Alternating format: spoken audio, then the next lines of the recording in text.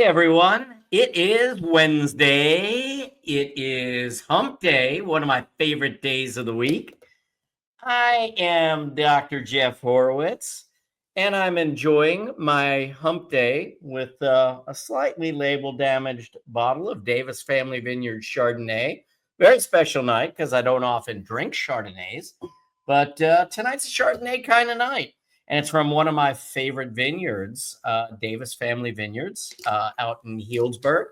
And the cool thing about them for my North Carolina friends is that they now have a tasting room in Highlands, North Carolina, which is really a cool thing for a small to medium production family-owned winery from out in Sonoma County. So just a really cool thing. But anyway, welcome to Hump Day Happy Hour. This is your backstage pass for current trends, politics, and education in the dental world.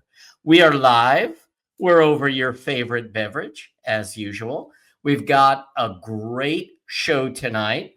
Eric Swarvar from Midwest Dental is going to be joining us. Our great friends at AIDA, the American Independent Dental Alliance, and Midwest Dental are actually sponsoring tonight's episode. They are also our educational partner through AIDA Education. And so we're really excited to talk about Eric. Funny story about him is he and Dr. Chad Duplantis have had a longstanding relationship through dentistry, of course. Absolutely nothing going on there. I don't want to start any weird rumors. But the two of them have had a longstanding relationship where Chad has been a customer and he has gotten to see Eric grow with Midwest Dental and has really gotten to experience the kind of service that one can get from a family-owned and from an independently owned dental merchandise provider and dental equipment provider.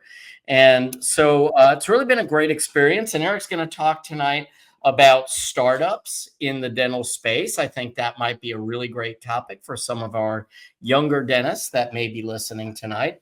But as you know, this is a little show we do called Hump Day Happy Hour on Dentists in the Know. I'm joined by two of my best friends in the world.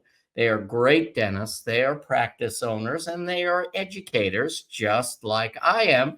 And the three of us together have become Dentists in the Know. So I'm going to bring JB up. Chad is actually working out some technical difficulties with our guest for tonight. Oh, there he is. He must have worked it out. You got this shit worked out. Yeah, well, I'm telling you, Chad, you're all over it once you finally got on the problem. But yeah. Anyway, how you doing, my friends? JB's fresh off a vacation with her family to Spain. So I'm not even listening to you yet, Chad. I want to hear about Spain. Well, it wasn't, I got to really nerd out with you for a second. So actually, it was the New England, Old England, How We Got Here tour.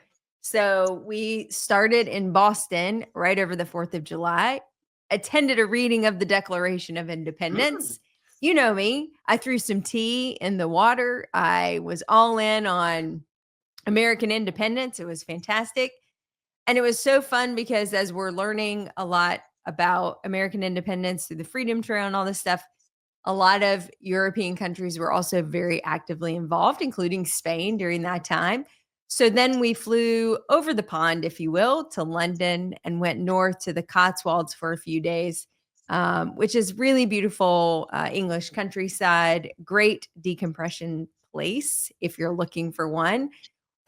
Great fresh food, very friendly people, walkable, just a really lovely place to be. But again, all these overlaps of American independence. Then we're in London for a bit, Old England, New England, and then made our way down to Barcelona. If you'll remember, Christopher Columbus sailed the ocean blue out of after he was, I don't want to say bought by Spain, but basically bought by Spain to do it. He actually, as you also remember, didn't end up in America. He ended up a little bit further south of here, but I'm picturing a Clark Griswold kind of thing of Yeah. you describing all this as your kids. Kids, So Big did you know Ben, Christopher Parliament. Columbus? Barcelona. Were you on the Barcelona. Nina, the Pinta, or the Santa Maria? Obviously the Nina. I would have been on the big ship, clearly. So we were there for a couple of days. That city was really fascinating. It's gritty. They want their own independence from Spain, so it's kind of interesting. They fought one war to try to get it.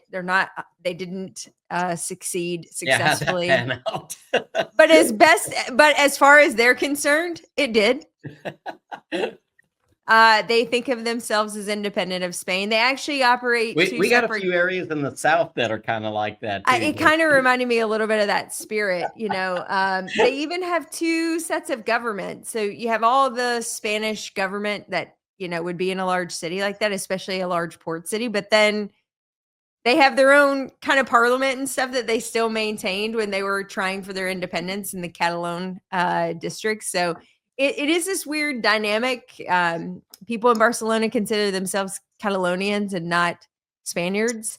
So you get this nice mix of cultures, which is really cool. I've never been to Spain, so that was my first time. I learned a ton about Gaudi, who is an architect, very famous architect, landscaper, artist. It was a very fascinating individual from Barcelona.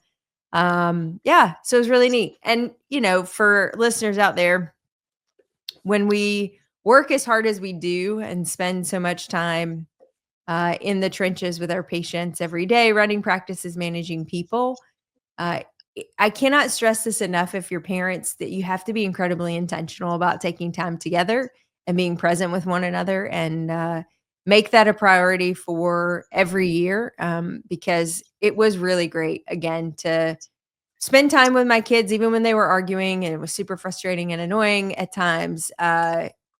There's been a level of connection that's developed over the years of traveling and being uncomfortable when we travel and sort of pushing our boundaries together as a family that makes us I think a better unit. I think we're much more together than we are apart. So that's my sage advice, I guess, as a parent who's raising teenagers and an almost teenager, that it became incredibly transparent to me on this trip how important it is that we carve that time. So it was great. Thanks for asking. I do now need a vacation, though, from my trip. So, Sure. That's how it goes. Well, and enjoy it while you can, because, this was actually the first year that we were not able to do something all together as a family.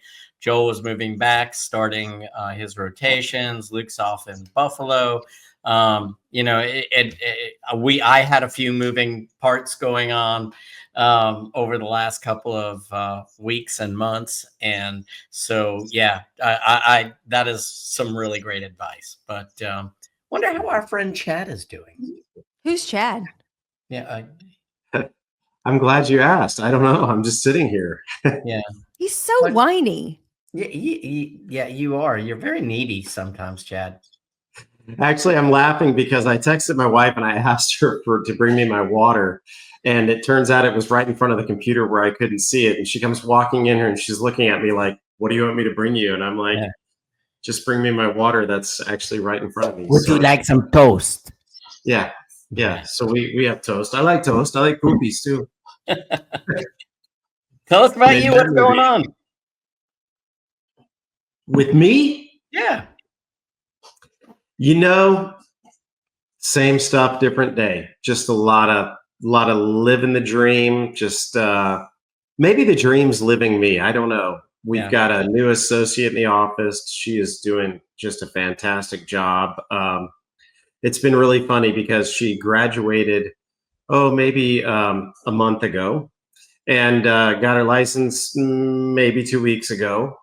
No, she graduated at the end of May, but I'll tell you, just watching her confidence grow over the first week that she's been in the office and kind of grow into the routine that we've built in our office and the connections that we have with our patients, it's been a lot of fun. It's been really cool. I was listening to her today and I was like, in the past week, she's grown 100 times. Mm-hmm. I mean, it's awesome.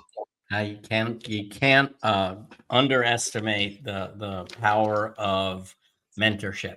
I mean, Yeah. it's just such a, you can watch someone truly grow in a matter of hours just with good conversation, I think. So Absolutely. yeah. Absolutely. And can I Well, this say was our something before we get conversation started last tonight? week, right? As we were talking about new associates and everything. And yeah, I'm really happy for you. I think that's going to be a great situation. Yeah. Hey, can I say something before we get started tonight? You could say anything you want.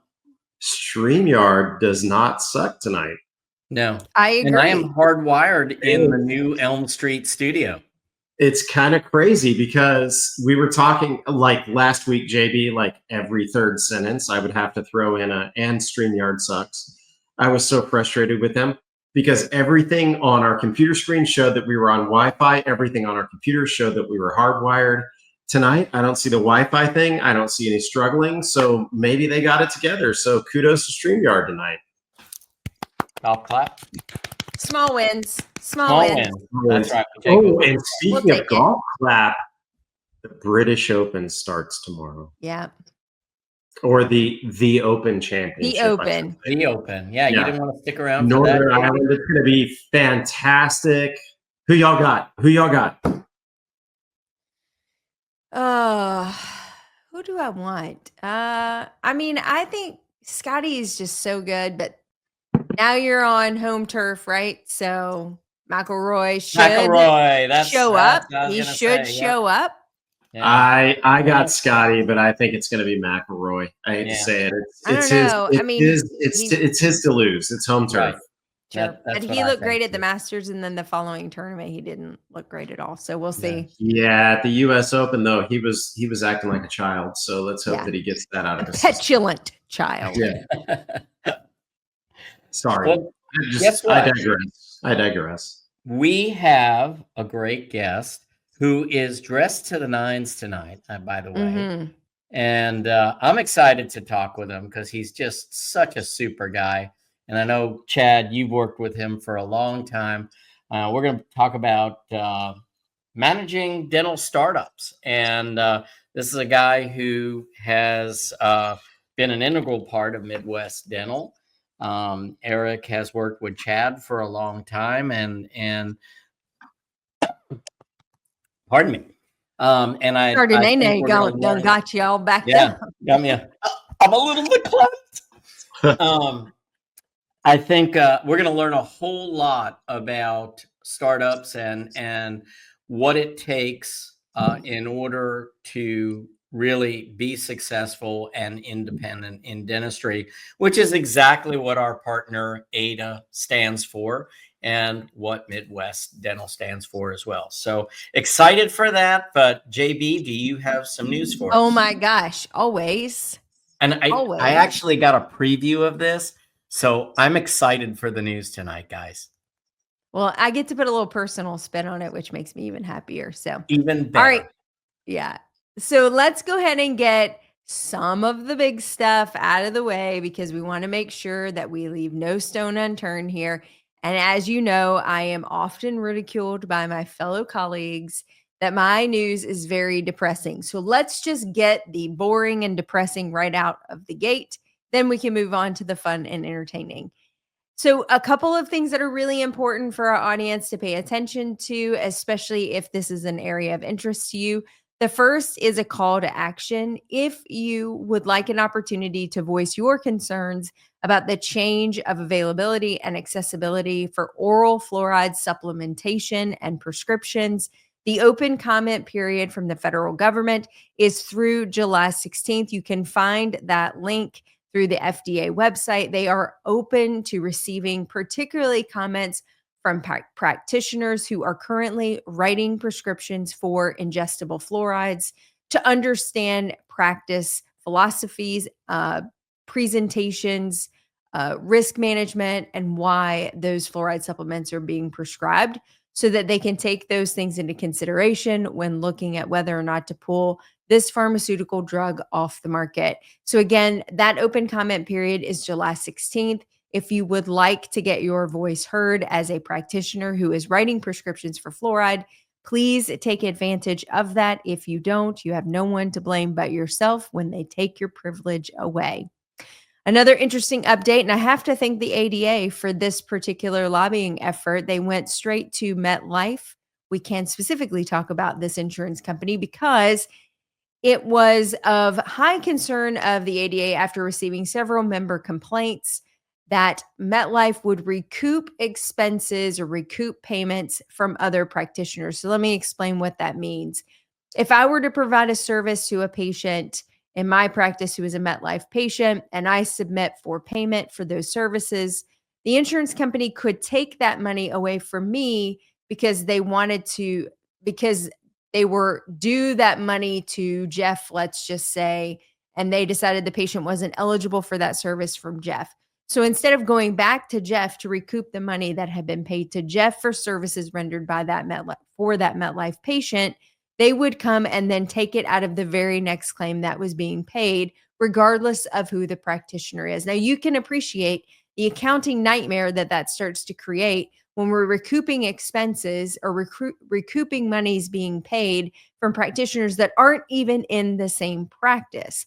So this has been going on quite often. In fact, we were just discussing a case in my practice today. MetLife is set to change this particular policy. It is expected to be in full effect by the end of the year. If they need to recoup money for a claim that should not have been paid for a patient who wasn't eligible for that service, whatever the happenstance might be, they must go back to that practitioner or that practice to recoup that money, which may mean a paper check back from the practice, as opposed to withholding it from the upcoming payments on behalf of that patient. So I think that's a fantastic move. Thank you to the ADA for stepping in and voicing that concern. Thank you to MetLife for recognizing this is a stupid policy and that it should have never been in place in the first place.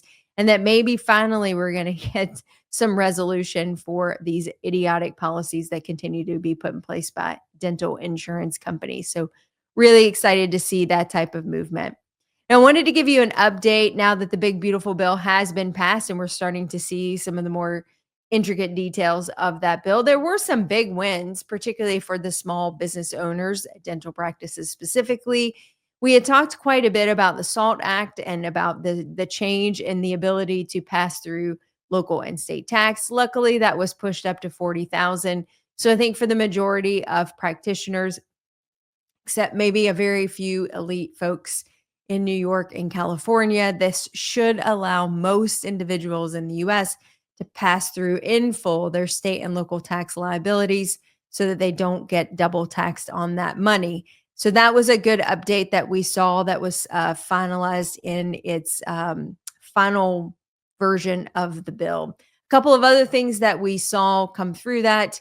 We're seeing that 20% small business tax deduction will stay permanent, restoration of 100% bonus depreciation, new domestic tax, research tax incentives, the preservation of 21% corporate tax rate, and then, of course, that $40,000 individual and state local tax deduction.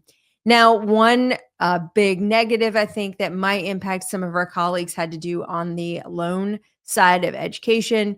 The Grad Plus loan program and cap lifetime financial aid amounts for undergraduate and graduate students did limit those loan repayment options. And so we may see for the first time some restriction and some inability for individuals to receive funding for dental education. We'll see what that really looks like in real time. But the concern is that could ultimately impact workforce shortages.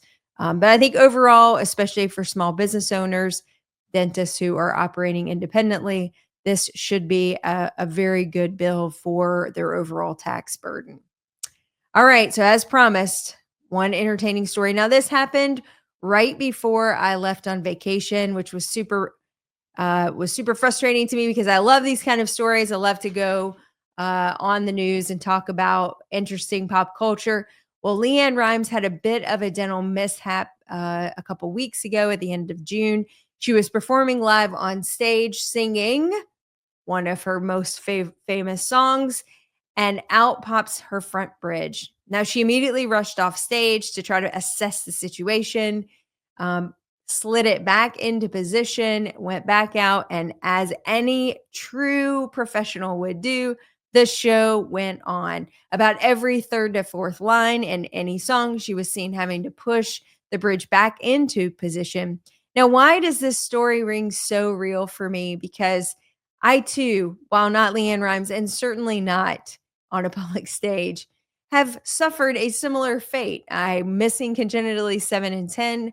And it was not that long ago at a Chicago midwinter that I managed to lose one of my Pontics out of my Invisalign tray into the sink of the Chicago hotel. Now, lucky for me, Chicago Midwinter has a myriad of vendors available who were very nice. Voco was very nice to offer me composite and a curing light so that I could restore my front tooth and re-enter the workforce and meet with folks that day.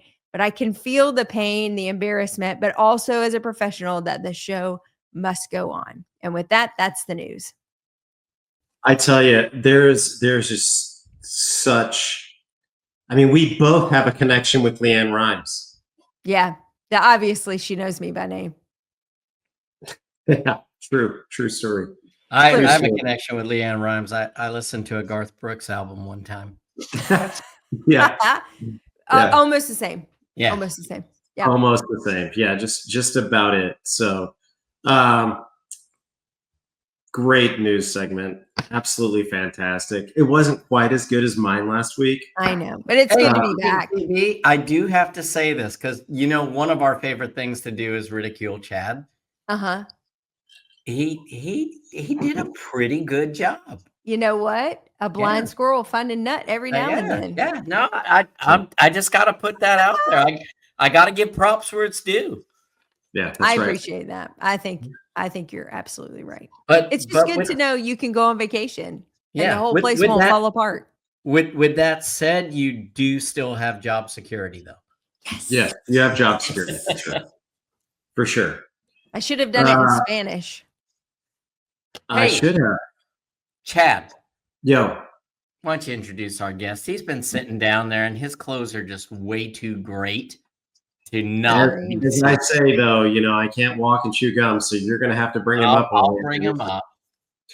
So anyhow, this guy is just such a great dude. I'm so excited to introduce who I call a good friend, Eric Swarvar.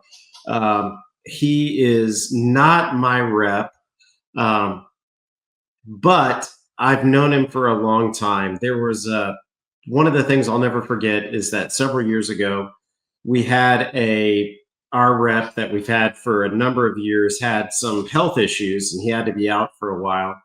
And without question, Eric just added double duty to his schedule, took over Scott's territory, showed up every time that Scott was supposed to show up. Jeff, are you having trouble? No, someone else is hitting the switch. I think JB was. No, Jeff, but Eric showed up without question every scheduled day that Scott was supposed to. He sat down, he listened to our needs, listened to our concerns, took care of everything that we had. I'll never forget it. Midwest is honored to have him. He is a proud graduate of Stephen F. Austin State University, which is in Nacogdoches, Texas. He lives just north of here in Flower Mountain, Texas. We used to ride and race bikes together. We've spent a lot of time together, and it's just an honor to have him on the show. Beyond that, he's an all-star sales representative for Midwest Dental, always fighting with my rep for #1 in the company. I think I could say that fair and square.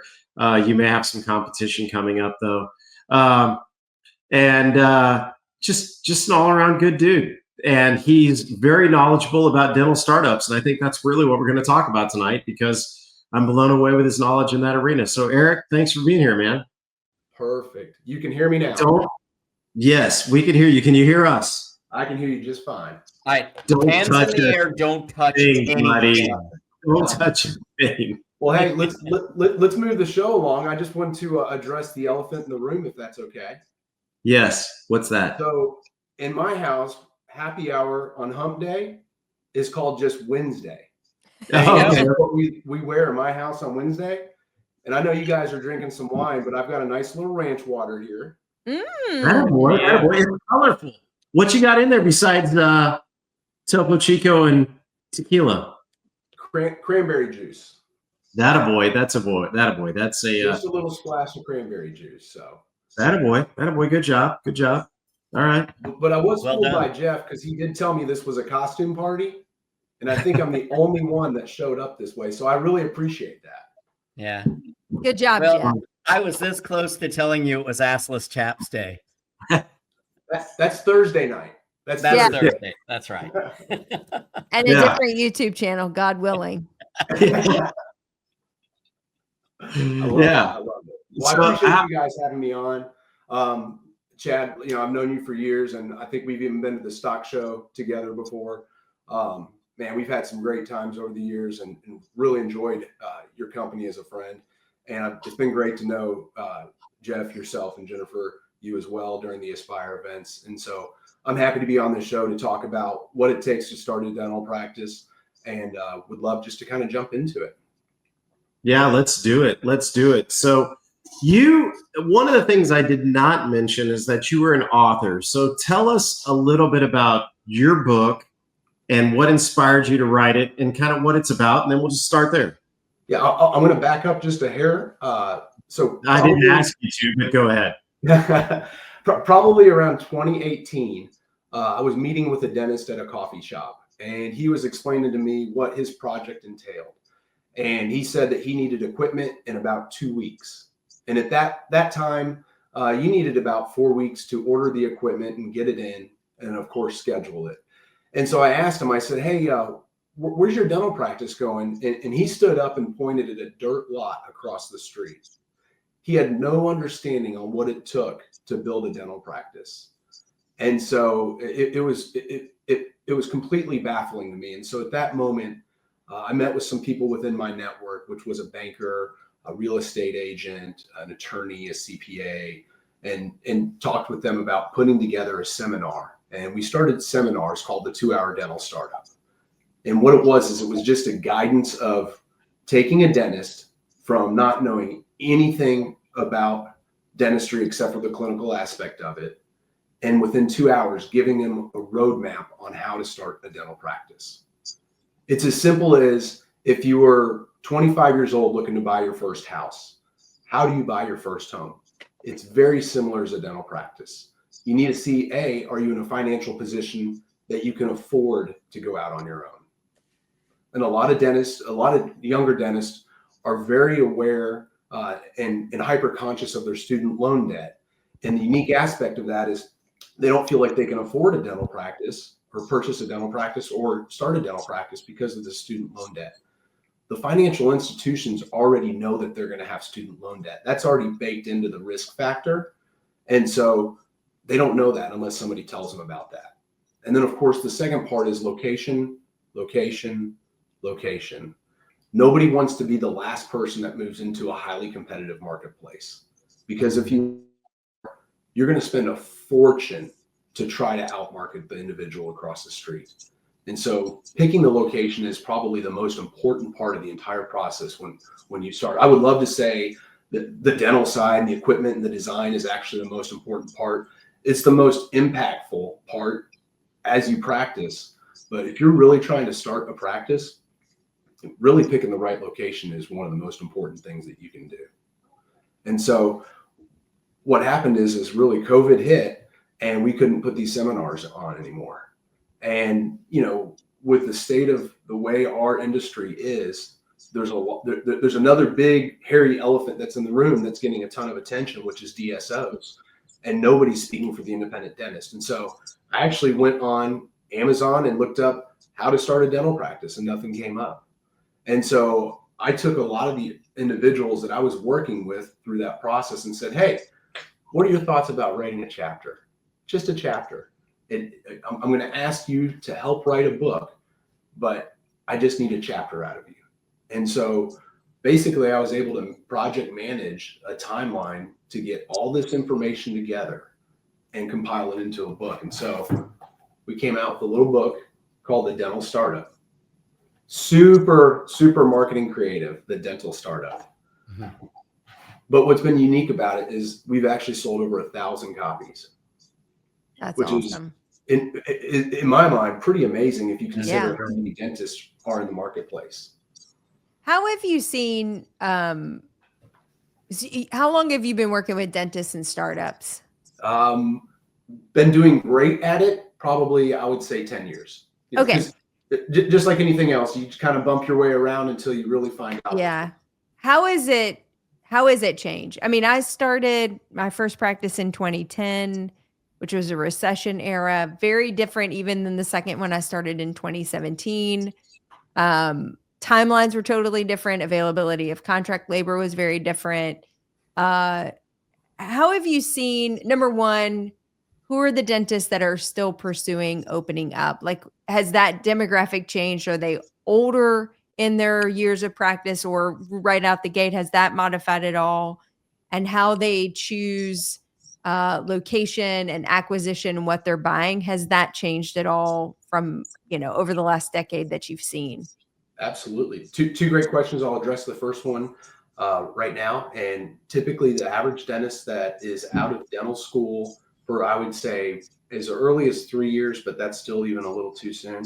But traditionally 5 to 7 years, that's when they get the itch to really open their practice. They start looking 3 years out of school. Yeah. But 5 years is when they get serious about it. And that typically is the key marker. The unique thing about it is, you look at what the debt load is when a dentist comes out of school, they get intimidated by that. And then they kind of settle into a practice. They pay down a little bit of debt.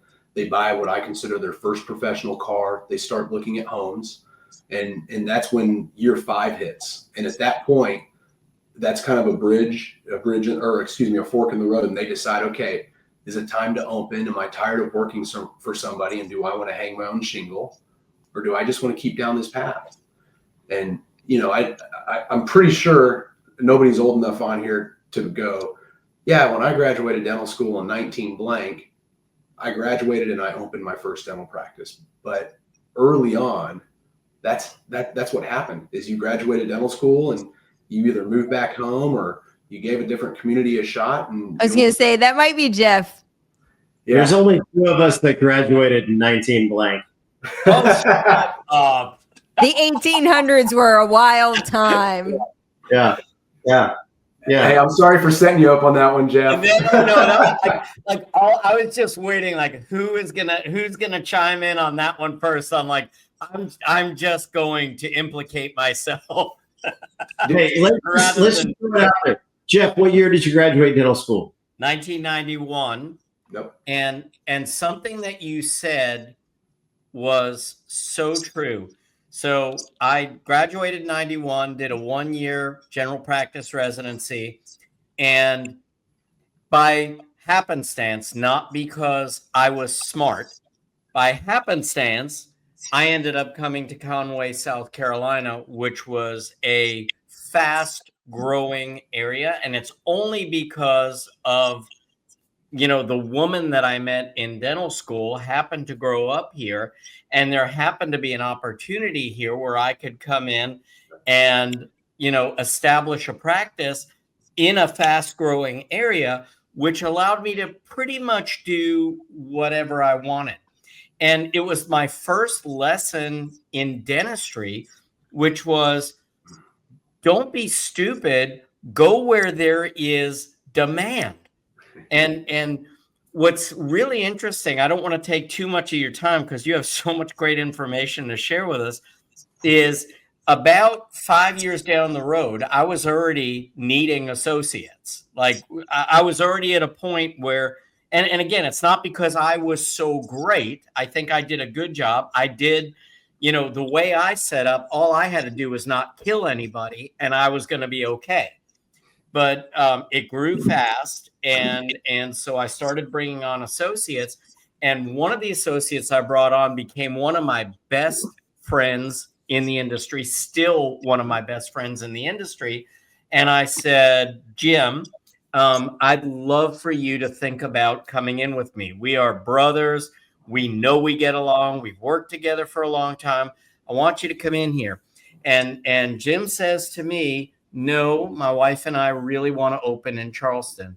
I'm like, That's only an hour and a half away. Are you freaking crazy? You come here and own part of the practice, you will be able to buy a vacation home in Charleston. And he was adamant about wanting to be in Charleston. And I get it. You have to be happy wherever you are. But he went down there and literally had to work for a Medicaid clinic for years to subsidize what he had taken on in Charleston. So just to your point about location, I think that has to be the first consideration when someone thinks about starting their own thing. I want to piggyback on that just because I identify this in my book. Really, if you look at from a marketing standpoint, there's only two types of dental practices left. Okay. You have community-based dental practices, which is what you went to exactly. The demand is there. Go where the demand is and where the growth is. Grow with the community. A lot of those dentists do the type of dentistry that they want to do. They can choose to be fee for service if they want to. If the demand is that high, you set your price. Okay. The competition's really low. And I'm going to add a couple of nice things about it. The real estate's cheaper there. Okay. The labor is cheaper. The labor can potentially be even more loyal because the scarcity of jobs. There's less jobs available.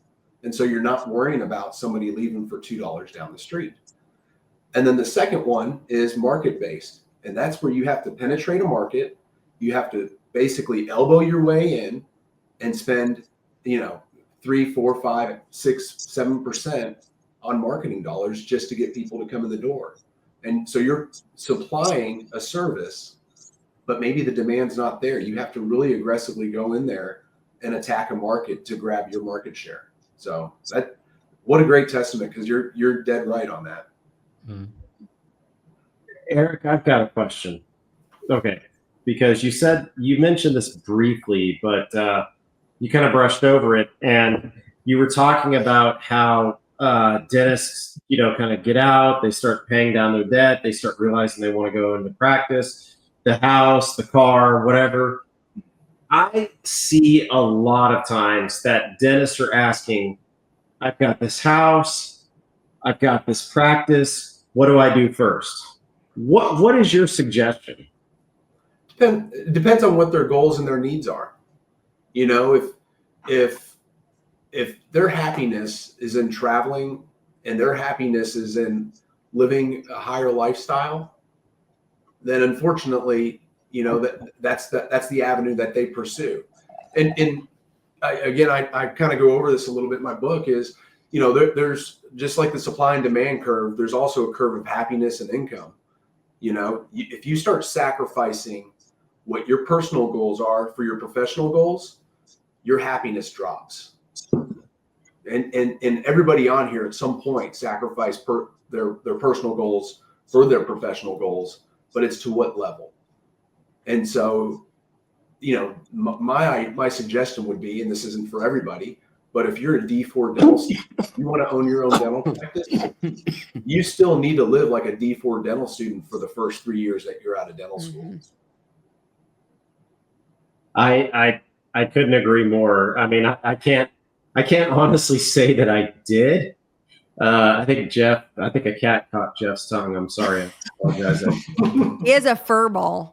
He's underneath us, like choking himself right now. But I can't say that I did, but I always say I wish I would listen to the things that I tell. I wish I would have listened to the things that I tell the younger dentists now, but I think that's a great piece of sage advice. I mean, I think they also need to set aside money for continuing education too, but then again, I didn't, and so,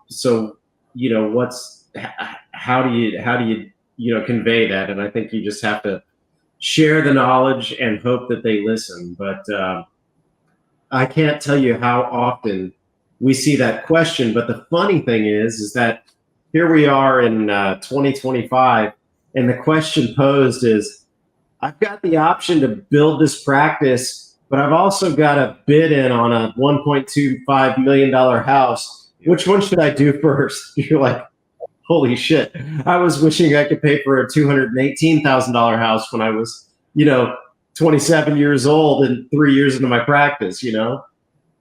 So at that point, you're trying to measure opportunity cost, and that's a losing situation. That's something that they're going to have to discover on their own. Yeah, I guess so. But I like your advice. I think live like a D4. I love that. I think that's fantastic. That's if you want to open your own practice immediately. Yeah. So again, to your point, Eric, is when I was going through all this, we actually purchased a home, like a 1920 cottage style, huge home with an acre of land for $179,000. Right. And you still live there. Yeah. And I still live in this home. We've added on to it, but the opportunities go way beyond the opportunity of just having a fast growing area. It's that you've also found an opportunity in an area that you don't have to spend a lot of money, and you can live frugally while not living frugally. I mean, I've never felt like I've given anything up to be here, and yet I will never leave this home, you know? I used to have a dentist that I worked with that made more money in agricultural than he did turning a handpiece, and he turned a handpiece 4 days a week. He was also on the town council of his town. And so that's the beauty of these smaller towns, these rural areas, is if you choose to operate there, you become a community leader. And the community looks towards those individuals, not just for medical care, but they look for sage advice, they look for wisdom. I mean, there's so many other opportunities in these rural communities for dentistry that, I personally think it's one of the best kept secrets. So you've got a young dentist that's getting ready to start a practice, okay? So they've decided that that's what they're going to do. Y'all have nailed it down, and you've helped them find a location. What's the first thing that you tell them that they need to do? I mean, what's the most important and most fundamental aspect of building a practice? Where do you start after you've got the location, after you've decided it's what you're going to do, after it's financially right for them? Where do you go from there? Yeah, so I'm going to step back just a hair, and one thing that's important is to stepping back. You're going to stepping back again. Well, I'm not helping them select the location. So the most important thing that they need to do is build a team of trusted advisors. So they need that real estate individual to negotiate a solid lease for them. They need a banker that they can work with, okay, that's going to be there for them after they open their doors. And so they need to build their trusted advisors. And really, that's an interview process. It's almost like dating somebody. If they get red flags or they don't have that trust, they don't need to work with that person, because if you don't trust somebody, it's going to be a nightmare for you as the dentist, and it's going to be a nightmare for that person too. So honestly, in the very beginning, building your team of trusted advisors is the most important thing that you can do through the development process of creating your own dental practice. Do you recommend small banks or larger banks? Depends. I don't want to give, there's a large bank that will give you a blind loan for $750,000 if you have DDS behind your name and your credit is somewhat okay. And if you purchase a certain line of equipment, they'll give you an additional $50,000 backed onto it. It's kind of hard to beat that. But if you can work with a smaller bank, I think it's important, because that's where the relationships really get developed. But, this larger bank does an amazing job of lending to practitioners. According to SBA, the default rate is less than 2% on a dental loan. Less than 2%. I feel like I'm living This Is Your Life. And again, not because I was that smart, but because it just happened to be the circumstance that I came into. But again, coming to a community, a smaller community, it's now a larger community, but a smaller community at the time, I went to several banks, met with people personally, and, with the heads of the banks personally. I also, looked into one bank that wanted to put me through SBA. I met with another very large bank who is asking my father-in-law to be a co-signer on the note. But I found my community bank that said, you know what? We like you. We'll give you whatever you want this afternoon. They are still my bank. They just financed the new office building that I did. I will always do business with them, because from that point on, it became, I want to buy this piece of equipment. All I had to do was make a call and say, hey, here's what I want. They're like, go ahead and order it. Yeah. And that was it. That was all I ever had to do in practice.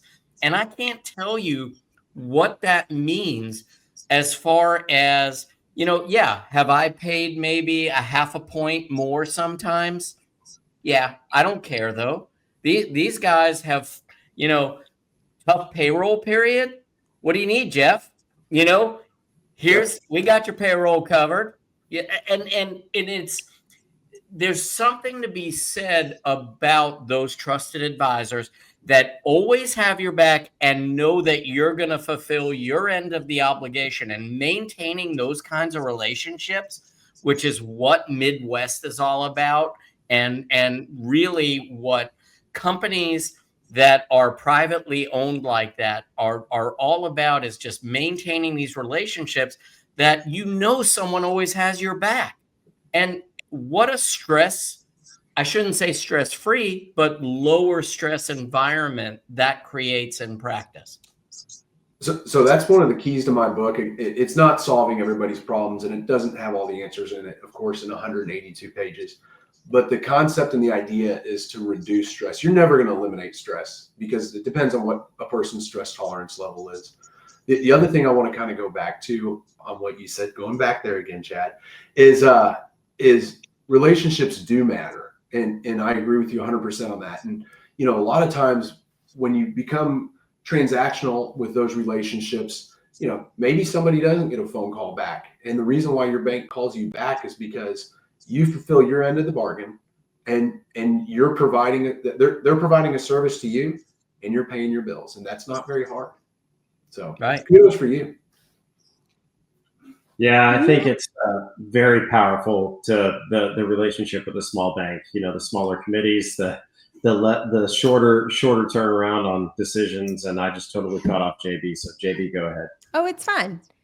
I didn't know, Eric, if you had a strategy. I get asked this question a lot when I'm looking at equipment.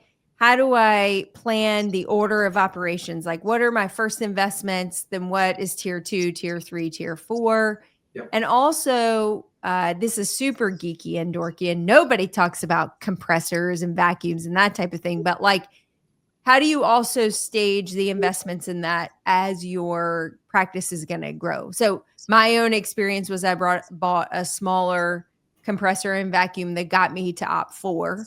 But then as soon as the tipping point happened for Op4, Op5 meant not just another chair, but also new infrastructure for the practice as well. But that was, a couple years down the road. And how do you help doctors understand that strategy? How do you help them plan their investments in what they should have in their practice and sort of stage that over time? Yeah, great question. So I'm gonna assume that we're working with a general dentist, just because I do a lot of general, a lot of pediatric, a few surgeons, and a few orthodontists. So let's just assume a general dentist on that. If it's a 6 operatory practice, I typically recommend, and it depends on the type of dentistry they're doing. If they're doing airway and implantology, I would recommend 2 operatories, a CBCT, and a higher level of technology. If they're going into a competitive marketplace, like here in Texas, North Texas, we have Frisco, Texas, and the demands from the patient are higher than they would be if it was in Hallsville, Texas. Yeah. Okay. And so at that point, you're going to at least want to have 2 operatories of equipment. It's nice to have 3 just for that overflow room, but you can add that quickly after. I personally, when I sell equipment, if I feel like the dentist is going to scale pretty quick in that location, so if they're going to fulfill all the operatories, I'm going to sell them the compressor and the vacuum that they need up front, because they should typically hit it within probably 5 years. Okay. If they're going to fulfill their building in 5 years. If they're not, the life cycle of mechanical equipment is 12 to 15 years. So if I feel like, and this is all, again, it's opportunity cost, so it's hard to weigh this, but if I feel like they're going to have a slower start and a slower build, then maybe I do sell them a little bit lower volume compressor and vacuum, because by year 8, they're probably 4 years away from the end of life of that product anyway. And so that, I mean, that's really is, I mean, if you feel like you're going to scale and move fast within 5 years and fulfill everything, then you buy the compressor and the vacuum that you need year one. And then when it comes to operatories, a lot of dentists love 3 operatories on the start. They really do. But they also like to have a CBCT. They also like to have a 3D printer and a scanner. And so if they're integrating a higher level of technology, I do recommend sacrificing that 3rd operatory for that technology, because if they don't, and they don't integrate that technology in the beginning, the chances of them integrating it 5 years later is lower, because they have their operational procedures in place. Is it safe to say in 2025 though that should almost be mandatory, that you know, to have that certain level of technology, to be, you know, certainly at least to have the 3D printer, to have a digital scanner, to have a CBCT. I just, you know, I think we've reached a point where there's a minimum amount of technology that needs to be in the dental office just to be taken seriously at this point. And I could be dead wrong in this, but I'm curious to hear your opinion on that. The first thing I'll say is a CBCT. Absolutely. If you're doing any type of endo, any type of implants, 100%. But let's say you're not even doing those procedures. The amount of information that you grab with a CBCT is so much greater than a 2D X-ray, a pano. I believe, and I'm going off of poor man's memory here, but I believe it's like 54% of diagnostics occur with a probe and a 2D X-ray. But once you integrate CBCT, it goes to like 78%. And then, of course, if you throw in, and this is why it's out there, if you throw AI, that's, you know, you upgrade your product to an AI-based product that also highlights the problematic areas, you know, that increases even more. So, yes, the demand for technology is there, you know, but I think it would definitely be a CBCT and a scanner. Scanner is just going to help you reduce your costs over time. 100%. And, you know, I mean, there's no reason not to have it. There's no reason not to have it. 3D printing, I think there's some great things that are there. I think they do amazing things. Unless you're printing your own night guards, you know, it's difficult to really sell the concept of a 3D printer. And I have a lot of clients that use 3D printers and I love them. But, you know, I think with 3D printers, it really starts with night guards to really make it financially worth their time. I think it highlights too, Jeff, the importance, what we've sort of been dancing around a little bit. I have 2 practices. One is a suburb of a big city, but it was definitely in a growth opportunity area. So definitely was hitting that really lovely sweet spot. The second practice I started was in a super rural community, very agriculture. But it is also an up and coming. It will be a suburb of the current suburb that I opened up in the first one. What I will tell you, or for people who are listening, the rural communities give you so much more freedom to bring that technology on as you can afford it, because their expectations are often very different. And even small investments in technology are so exciting to them, not because they're ignorant, but because they're so used to going outside of their community to get access to that same type of technology. So they get so pumped that they can just go 5 miles down the road to get that level of care versus having to go to the more metropolitan areas.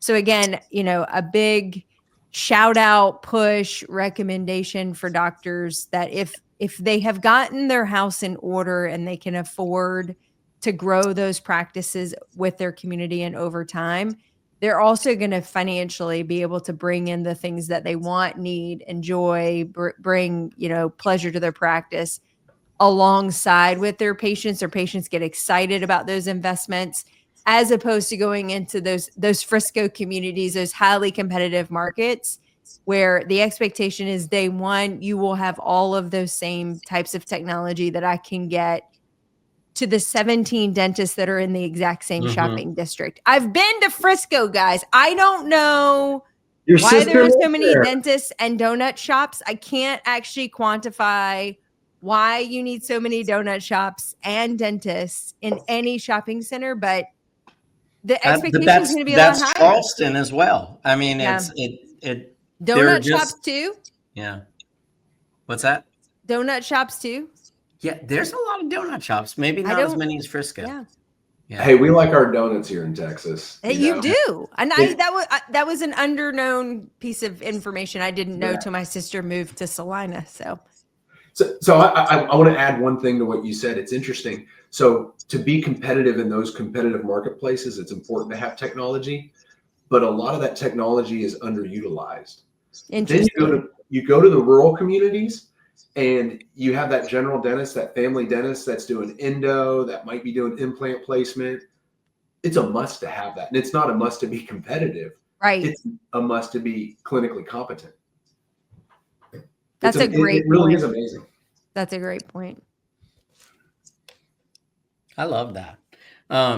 You know, and it's funny because we're Conway, South Carolina, we're like 14 miles from Myrtle Beach, and this was, you know, this was the town that Myrtle Beach used to make fun of. You know, like, oh, they're from Conway, and now Conway is kind of now more of the artsy, cultural. Everyone is moving here, and now Aner, South Carolina, another 12 miles to the west, which you couldn't pay a dentist to go and move out there. They used to try to recruit dentists to come out there just to open one practice out there.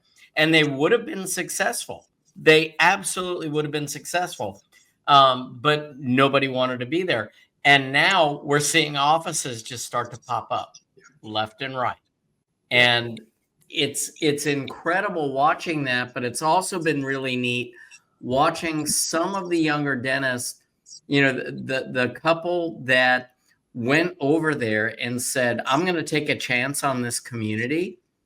And they're doing incredibly. Mhm. And just as you said, JB, growing at your own pace, doing exactly the kind of dentistry that they want to do, doing the things they're comfortable with, sending out what they don't, and taking on the technology one little piece at a time, not because they have to, but because they want to. And it's really neat when they do. When you're a business owner that grows within a community, as the community grows, your equity is multiplied. If you're a dentist that goes into a community that, let's say, is already kind of, the growth is already happening, yeah, you could still carve out a business and do well. But if you're there maybe 1 or 2 years before everybody else, the amount of equity that you have before any competition comes in is so difficult to compete against. I actually consider those legacy dentists, and I see them in the communities around here all the time, in Allen, Plano, even in Frisco. I work with a dentist that started there in 1997 before all the growth, and he's killing it. Yeah, that's a really long time ago. Wow. He's young. You're all assholes. He's like really young compared to someone on the show. Yeah. Jeff, you're a legacy dentist I'm now. a legacy dentist. You're a legacy dentist. That's a good word for it. Certificate. Better than elderly. Well, Aaron, I put up the link to your book, and we'll definitely post that again tomorrow or this evening on our site. But as we come to a close here, just in a nutshell, your standard words of wisdom. I know if anybody has them, you do. But your standard words of wisdom to a young dentist or somebody looking to start up, just what would you give them? Just your abbreviated version, I guess. I got 3 things. Start with the supply rep, because once you open your doors, the supply rep's the one that's calling on you, not the equipment rep. And who do you recommend for that? Do you recommend Scott Bolt, or would there be somebody else within the company that you recommend? You know what? I would recommend actually anybody that works for our company and anybody that works for an AIDA company. Wow, Yeah. way to paint him in a corner, Chad. Yeah, That was that's good. That's good. That's good. Yeah. No, seriously, Jeez. if you bring that up, the beauty of an independent dental company, like the companies that are involved in AIDA, like Midwest Dental, Atlanta Dental, Nashville Dental, Getsy Dental, is a client is a client and is a friend. They're not just a source of revenue. They're not just a sale. You know, a lot of the sales reps that work for these independent companies have been in the industry for a long time. And when you have that amount of knowledge and equity that's working with you, it's invaluable. It really is. So start with the supply rep. Get 2 mentors. You need 2 mentors through the process. You need a business mentor that's not a dentist, because the concept of differentiating, you don't want to do what the other dentist is doing down the street. Find somebody that owns a business or is high up in a business and ask them to mentor you as you build your dental practice, because you're going to have a financial question, an accounting question, a marketing question that you'd like to run by them. And then the second mentor is a dentist that's either 5 to 10 years older, and say, hey, look, I'm looking for a mentor for 1 year. It's not a paid for position. I'm going to buy you coffee and all the hamburgers that you can have, but I want to run the clinical things by you that I haven't seen yet, that I'm unsure of. And that's going to actually bridge a great relationship. I've seen dentists that do that stay involved with them. And the beauty of it is they can reciprocate too with technology, because the dentists that are coming out of school now are working with probably more technology than somebody that's come out of school, 20 years prior. And then the final thing is, and this is a little bit brushes on what Jeff had mentioned, is, as a business owner, I don't care what business you own, if you have a relationship with your bank, and especially if it's a community bank, the most important thing you can do is open up a line of credit. There's typically an administrative fee that's pretty low. Okay. It's under $300 a year to maintain this line of credit. But the beauty is the longer that you're in business, that line of credit grows. So your first year, it might be $5,000, $10,000, but by year 10, 15, or 20, it'll be several hundred thousands of dollars. And that's an immediate line of credit that you can tap into if your back is ever up against the wall. That is very sage advice. And one of the things that I would say is that administrative fee, if you have the line of credit tapped, it's a little bit higher as far as interest is concerned. No, absolutely. No, but what a great piece of advice, and you're right. You pay it, it grows, and it's a wonderful thing to have. And we certainly have that with the bank across the street as well. So great advice. Appreciate it. I appreciate you guys having me on. I look forward to seeing you guys. And I think we got about 6 months. Yeah. We got to talk about Aspire, right? Very soon. I'm in. Yeah. Yeah, he's already ready. I'm ready to go. Cabo San Lucas, everyone. Cabo. We are going to Cabo. Please look it up. AIDAgroup.org. Want to drop the link, Chad? Yes, I will. Once you get done with Jeff's fur ball in your nose. I'm sneezing. Yeah. Hey, you had to leave to sneeze earlier. So. I did. Hey, while you guys are dropping knowledge, I'll be partying on the beach. I'll after you guys drop knowledge, but there's going to be a nice little party on the beach next year. Eric, I can't wait. I'm not dropping knowledge this year. I've got a little bit of announcing duty, and beyond that, I'm on the beach with you. Buddy. Party on the beach, man. Yeah. I'm bringing the karaoke machine. Ooh. What's your go-to karaoke song? Oh, geez. Amarillo by Morning? I don't know. That's a good one. Yeah. That's a really good one. Chad over here is just dying laughing. And sneezing. And sneezing, yeah. You do it so quietly, though. Did you mute? He muted himself. I muted myself. Yeah, yes. I in my time of desperation, I could not find the mute button. Well, you were choking on ice or something. But anyhow, I think as we close, one of the things that I want to bring up is I don't think we gave them enough justice tonight. But one of the reasons we're so close to Eric is because Eric's group is a proud member of AIDA, which is the American Independent Dental Alliance. It is a wonderful group for independent dentists to build community, to learn from each other, to share, commiserate, do everything that community does. Education is a big backbone of this community. And I would say that if you're looking to get into this, not only will you build a community and save a lot of money on your supplies, services, equipment, and so on and so forth throughout your practice, but you have a great opportunity to learn what it's all about at Aspire, which will be in Los Cabos at the Hyatt Ziva Resort, January 26th through 29th. Is that correct, Jeff? Yes, it is. All right. And the four of us will be there. We hope that all of you will be there. And if you would like to learn more, please reach out to one of us. Look on our Facebook page. There's tons of information about AIDA. And if you just want to reach out to one of us privately, we'd be happy to connect you all. But it's been one of the best things I've ever done for my practice. I get to work with great people like Eric. I know Jeff is also a proud member with Atlanta Dental. I'm with Midwest Dental. So love to have every one of you as a member of our group, and we're stronger together. That's all I've got for tonight. So y'all have a wonderful evening. Night, everyone. Night. Thanks, Eric. And that wraps up another podcast for Dentists in the Know. On behalf of Dr. Jennifer Bell, Dr. Chad Duplantis, and myself, remember that we've got a great profession, so let's make it a great day, Dinks.